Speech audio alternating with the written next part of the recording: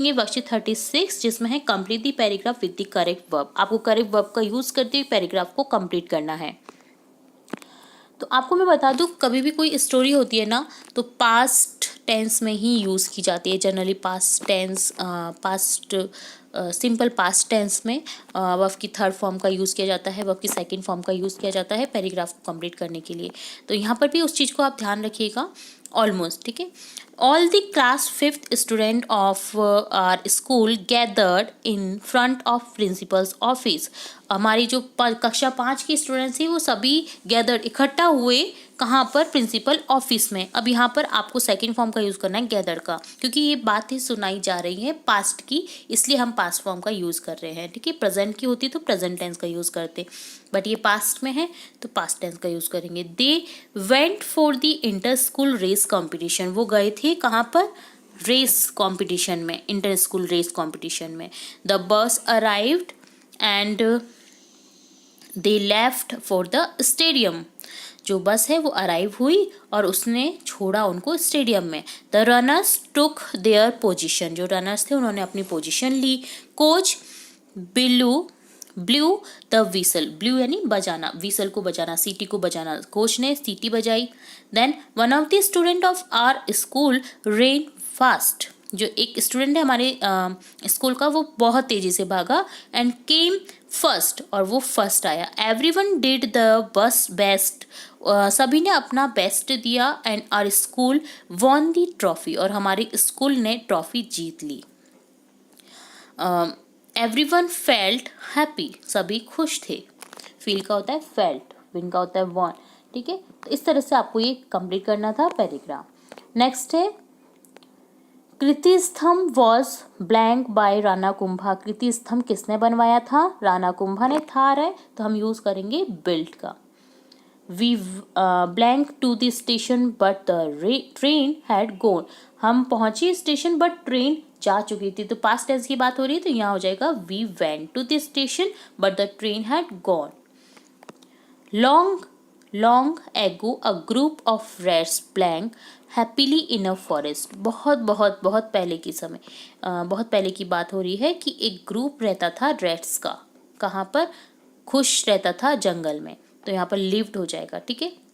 India blank the match yesterday. Yesterday है तो पिछली रात की बात, पिछले दिन की बात हो रही है, यानी पास्ट टेंस की बात हो रही है। तो यहाँ पर हो जाएगा India won the match yesterday. We blank birthday party last night. यहाँ पर लास्ट नाइट शो करा है कि पास्ट टेंस का सेंटेंस है, तो यहाँ पर हो जाएगा we celebrated birthday party last night. तो कुछ ऐसे शब्द होते हैं जो पास्ट टेंस में यूज़ किए जाते हैं, जैसे यस्टरडे, लास्ट नाइट, जिनसे आप पता कर सकते इजीली आंख बंद करके कि ये तो क्या है, पास्ट टेंस का सेंटेंस है, ठीक है। हैड का यूज भी पास्ट टेंस में होता है, हैज हैव का होता है प्रेजेंट टेंस में, और हैड का होता है पास्ट टेंस में। तो ये डन होता है आपका वर्कशीट 36। बहुत ही इंपॉर्टेंट वर्कशीट थी जिसमें आपने पास्ट टेंस का यूज देखा। अब देखेंगे वर्कशीट 37 का सॉल्यूशन, जिसमें क्वेश्चन है frame simple question starting with what. What से आपको सिंपल बनाना है क्वेश्चन। जैसे दिस इज अ डस्टबिन, यह एक डस्टबिन है, तो क्वेश्चन पूछेंगे व्हाट इज दिस, यह क्या है। दिस का यूज हुआ है क्योंकि ये पास में है। अब देखिए व्हाट इज दैट, वह क्या है, इसका हो जाएगा क्वेश्चन, आंसर हो जाएगा दैट इज अ रिवर, वह एक नदी है, रिवर है।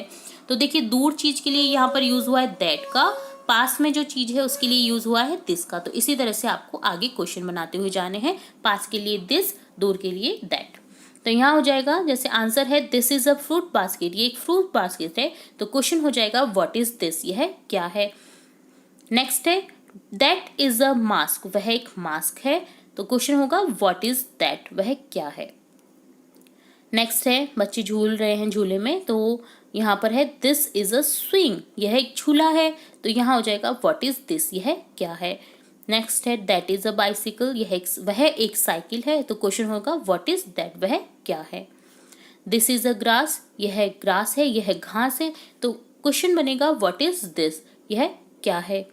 नेक्स्ट है दैट इज अ फिश, वह एक मछली है, क्वेश्चन बनेगा व्हाट इज दैट, वह क्या है। सिंपली था, आपको कुछ नहीं यूज करना था, सिंपल व्हाट का यूज करना था और दिस दैट का यूज करना था। वर्कशीट 38 का सॉल्यूशन, जिसमें है right a short paragraph on my grand parent with the help of given points. आपको अपने ग्रैंड पेरेंट के ऊपर पैराग्राफ लिखना है जो आपकी दादा दादी हैं उनके ऊपर या नाना नानी जो भी हैं, आपको उनके ऊपर क्या लिखना है, एक पैराग्राफ लिखना है। आप यूज़ कर सकते हैं जो हिंट्स है उन्हें। Roots of the family, most experience, selfless love, protecting and caring, teachers us good values. तो यहाँ पर देखिए इन चीज़ों का यूज़ करते हुए आपको पैराग्राफ लिखना है। जैसे grandparents are the oldest members of my family, my grandfather is 75 and my grandmother is 68 year old. They are the backbone of my family. They are very loving and caring. They are old but very active. They get up early in the morning and go for a walk. They also play with me. I always obey them. My grandfather is very fond of reading books. My grandmother is good at cooking. They teach me good habits and moral values. I always listen to them. They help in my studies. I love my grandparents very much. तो आपको यहाँ पर एक paragraph लिखना था, short paragraph. तो ये होता है वर्कशीट 38 और ये ऐसे भी इम्पॉर्टेंट है। अगर आपको कभी शॉर्ट पैराग्राफ में माय ग्रैंड पेरेंट टाइटल दे दिया गया है तो आप इसे इजीली लिख सकते हैं अगर आप लर्न कर दें तो इसे लर्न जरूर करिएगा। नेक्स्ट देखेंगे वर्कशीट 39 जिसमें लेटर लिखना है आपको। तो ये भी बहुत इंपॉर्टेंट वर्कशीट है। इस लेटर को आपको तुरंत से याद कर लेना है।